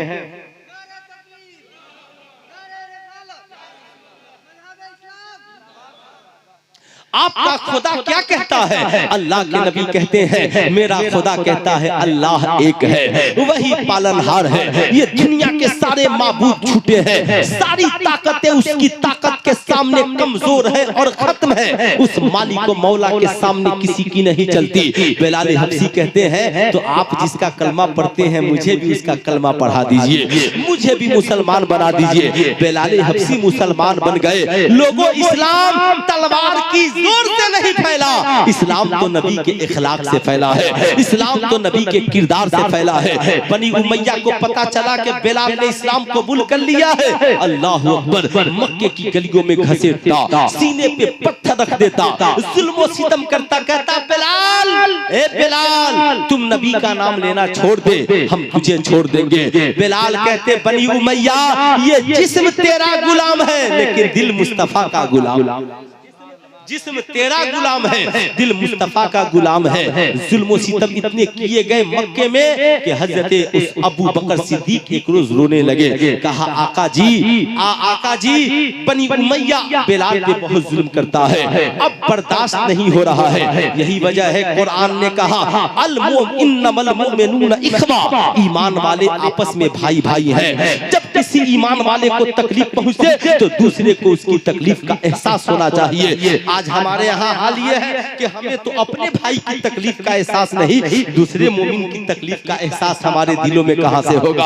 हम तो अपने भाइयों पे गोलियां चला देते हैं, हम तो अपने भाइयों को लाठी डंडे से मारते हैं, हम तो अपने भाइयों पे जुल्म और सितम का पहाड़ तोड़ देते हैं। सुल्तान रजा बचाना चाहेगा, नो नो नो, ये इस्लाम का तरीका नहीं है, ये इस्लाम का दर्श नहीं है। सुनिए इस्लाम क्या कहता है। हजरत उस अबू बकर सिद्दीक से रहा ना गया, बनी उमैया के पास गए। बनी उमैया, बिलाल पे इतना जुल्म क्यों करता है? बनी उमैया ने कहा, अबू बकर, बहुत फिक्र है तो खरीद क्यों नहीं? बहुत फिक्र है तो खरीद क्यों नहीं लेते? उस माने गए हजरत अबू बकर सिद्दीक ही जलाल में थे। आए, कहा, आका जी इजाजत दीजिए, बिलाल को खरीद लो। आका दुआ कर दीजिए अबू बकर के पास इतनी दौलत इंतजाम हो जाए, बिलाल को खरीद लो। बनी उमैया ने इतनी दौलत बताई कि सोचा था कि अबू बकर खरीद नहीं पाएंगे, लेकिन अबू बकर सिद्दीक ने सारी दौलत का इंतजाम किया, लेकर गए। आका जी मेरे साथ चलिए और बनी उमैया को ये पैसा देकर बिलाल को आजाद कराइए। बिलाल हबशी को आजादी मिलती है और अबू बकर सिद्दीक पैसा देते हैं। आज तो साहब हम अपने भाई के लिए एक आशियाना नहीं बना पाते, हम तो आज अपने भाई के लिए एक मकान नहीं खरीद पाते और उसके लिए 2 रोटियों का इंतजाम नहीं कर पाते। वो कैसे थे जो इस्लामी भाइयों के लिए की आजादी के लिए अपनी दौलत लुटा देते थे, अपने पैसे को कुर्बान कर देते थे। तो एक जमाना ये था कि बिलाल हबशी मक्के में घसीटे जाते रहे, मगर एक वक्त आया कि मुसलमान मदीने से मक्का से हिजरत करके मदीना गए और फिर मुसलमानों को कामयाबी मिली। फतेह मक्का के बाद सारे मुसलमान मक्के को वापस वापिस आए। जब मक्के को वापिस आए तो उसी मक्के की गलियों में बेलाल हबशी आजान देते हुए दाखिल हुए। सबकी नजरों ने देखा वो बेलाल जो घसीटा जाता था आज आजान दे रहा है। सबके सब काबे में पहुंचे तो सबकी नजरें हैरत ज़दा थी। काफिर भी उस वक्त काबे का तवाफ करते थे मगर काबे की छत पे कोई नहीं चढ़ा था।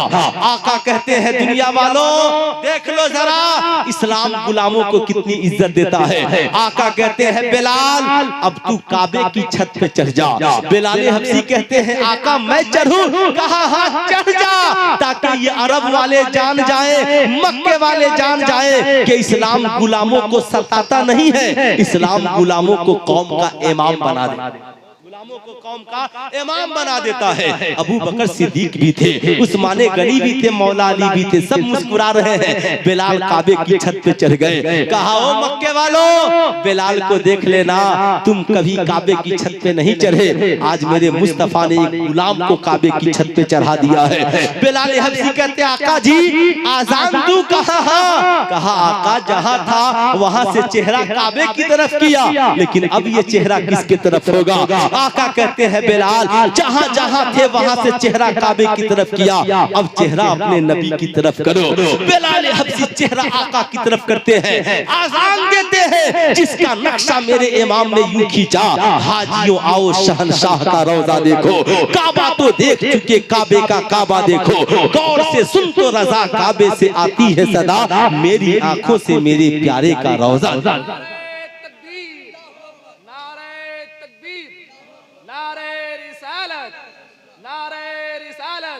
मुफ्ती सुल्तान रजा साहब किबला रहमत आलम कॉन्फ्रेंस सरजमीने भिदभेरवा नारे तकबीर।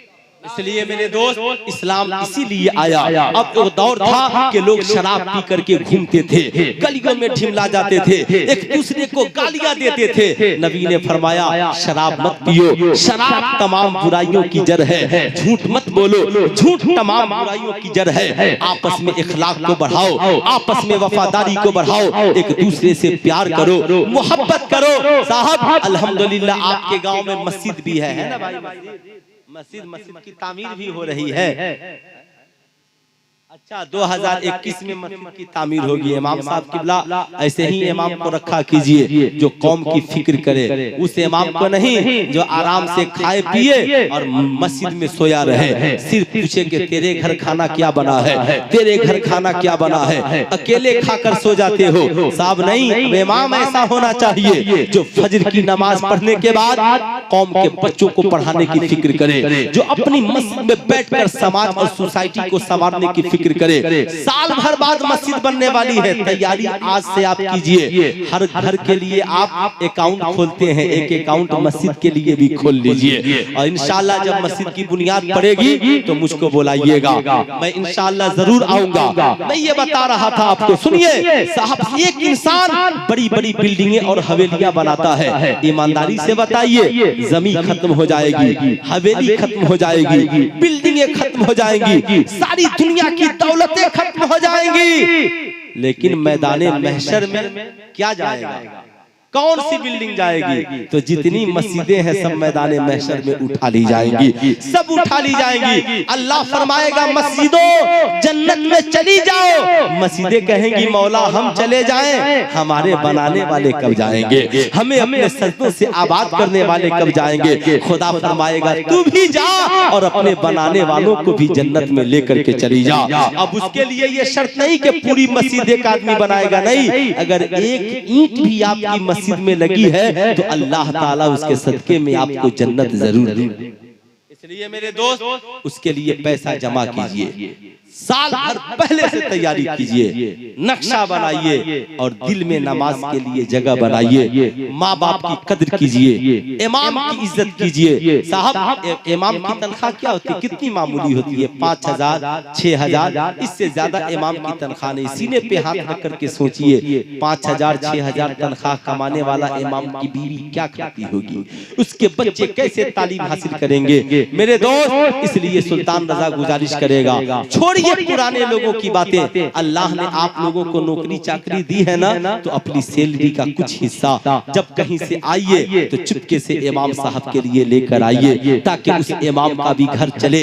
इमाम जब खुशहाल होगा तो रात की तन्हाई में बैठकर मस्जिद में आपके लिए दुआएं करेगा, मुसल्ला पे बैठकर इशा की नमाज पढ़कर आपके लिए दुआएं करेगा।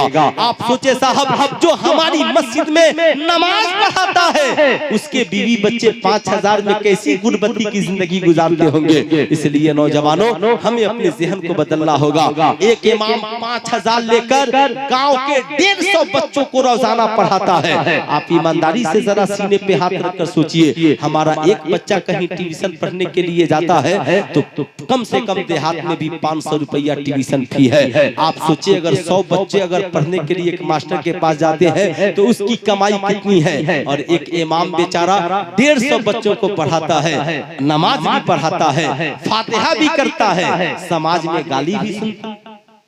खैर, गाली सुनने से कोई मतलब नहीं, हमें इससे घबराहट नहीं है। जो भी नेक काम करेगा वो गालियां सुनेगा, जो भी अच्छा काम करेगा उसे तकलीफें उठानी पड़ेंगी। लेकिन हमें अपने दिल पे सोचना चाहिए, हम नमाज की तनख्वाह, इमामत की तनख्वाह दे रहे हैं या अपने बच्चों की पढ़ाने की तनख्वाह दे रहे हैं। अगर हर आदमी ये सोच ले कि नमाज फातिहा छोड़िए, हम कम से कम हमारा बेटा और बेटी पढ़ रहा है तो 500 रुपया ही इमाम साहब को अगर हर महीना हम दे रहे हैं तो कौन सा बोझ हमारे ऊपर पड़ जाएगा।